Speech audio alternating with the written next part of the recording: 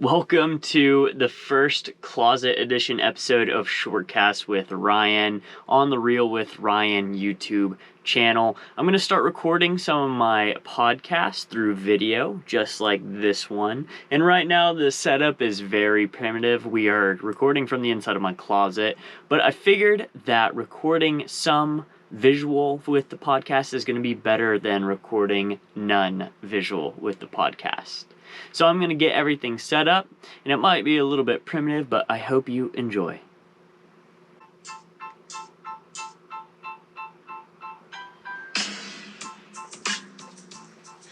Hey, welcome to ShortCast with Ryan, and I'm your host. Have you ever met an incredible person sitting next to you on the plane? Let's say you're a 20-something-year-old, single and ready for an adventure. You finally build up the courage to book your first plane ticket to Europe.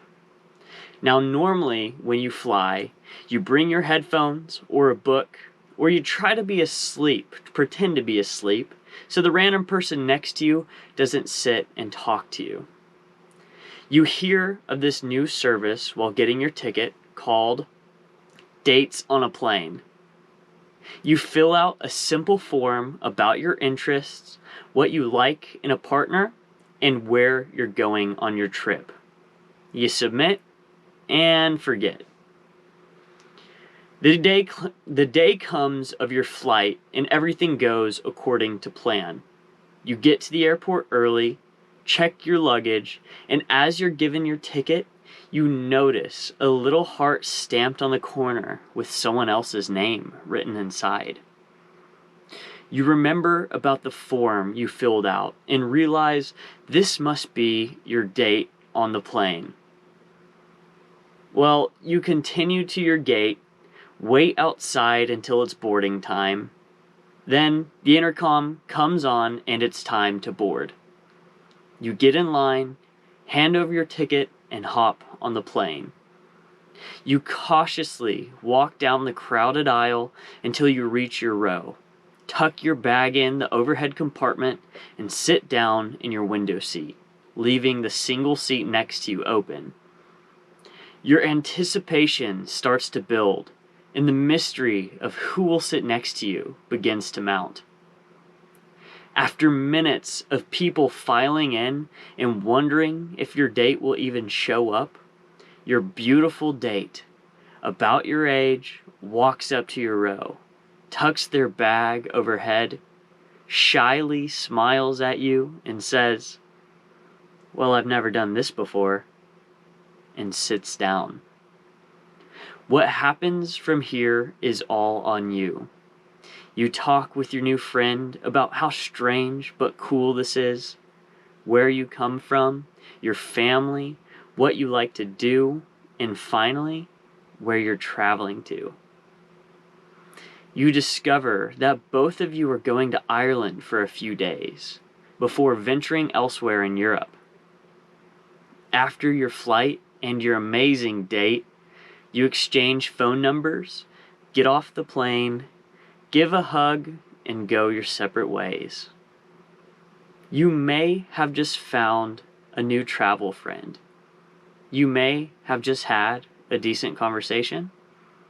Or you may have just found the love of your life. So that is the idea of dates on a plane. Essentially, it's like Tinder, but for a plane ticket.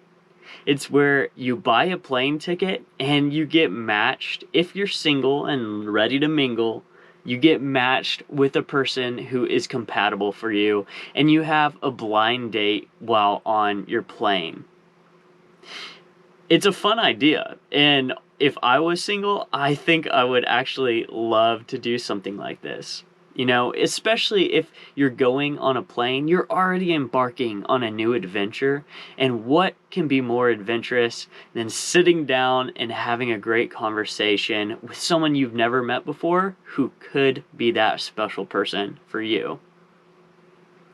So, how did I think of this? Well, truthfully, I thought about this while on the way to Thailand. Emily and I, last year around Christmas time, took an overseas trip to Thailand and Singapore. We had just finished our first several-hour flight, and we were waiting in the airport for the long one, the long 12-hour flight, and as we were waiting, we were grabbing a bite to eat. Eating a burger and some fries, even though it was only 10 in the morning, and making jokes about snakes on a plane. We were trying to find everything that rhymed with snakes on a plane. So we had steaks on a plane, rakes on a plane, crates on a plane, and finally, dates on a plane. But whenever we said dates on a plane, it hit me. I was like, whoa, okay, that's something. And I thought about Tinder and Bumble and Match.com and Farmers Only and Christian Mingle and all of these types of dating services that connects people looking for other people, and matchmakers. And I thought, wow, how cool would it be if you were flying and you were single and you could fill out just like a Tinder profile or a little form saying what you're interested in, what type of person you are, and get instantly matched with your plane ticket for a date on your upcoming plane. It's like a blind date, but on a plane. Dates on a plane. So that is really it. It's kind of a Tinder or matchmaker just for plane tickets. It's relatively simple, and I think it would be a lot of fun. And I don't know if everyone would like to do it, but I do think there's a few people out there that would be interested in having a blind date on the plane. And if you're matched with someone who's going to the same location as you, the same destination, it perhaps can even lead to you having a trip together, planning future excursions, or just getting back together when you're back home, or exchanging phone numbers and making a new friend. Or, it could go horribly, in which case you have a really awkward or cringy flight.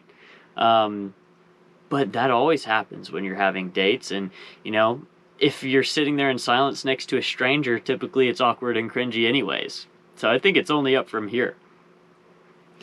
But now I want to take just a second to talk about the business viability of something like this. So luckily, there has been plenty of matchmakers done before. Like I said, Tinder, Bumble, Match.com, all of these. So the algorithms and the technology to pair people together has already been done. So a lot of that legwork has been done.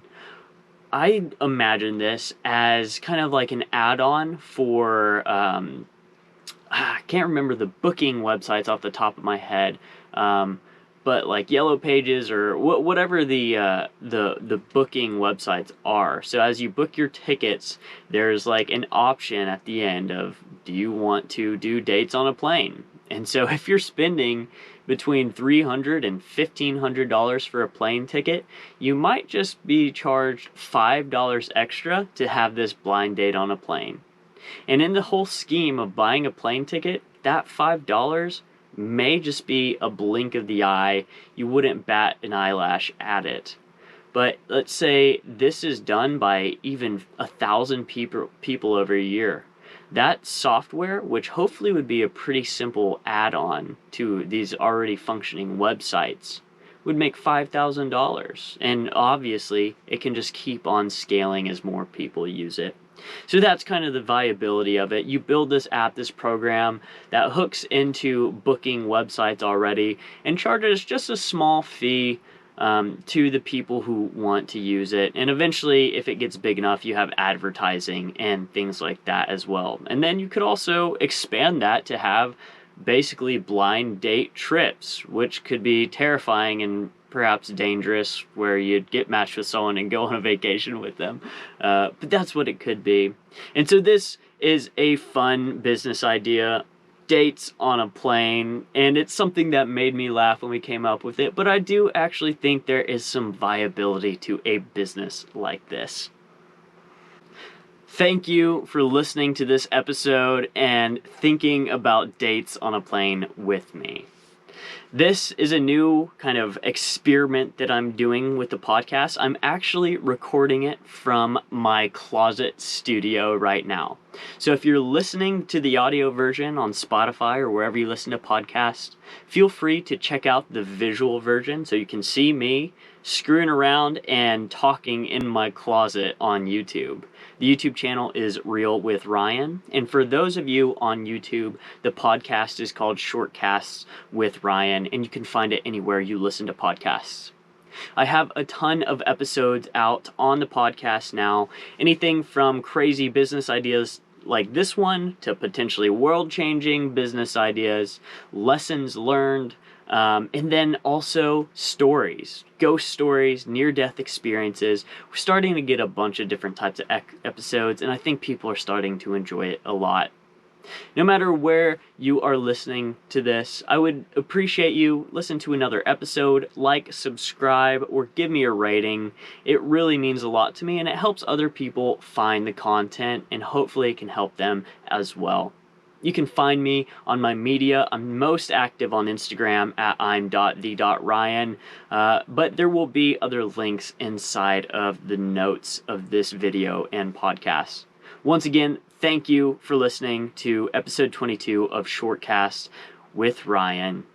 And as always, have a great day.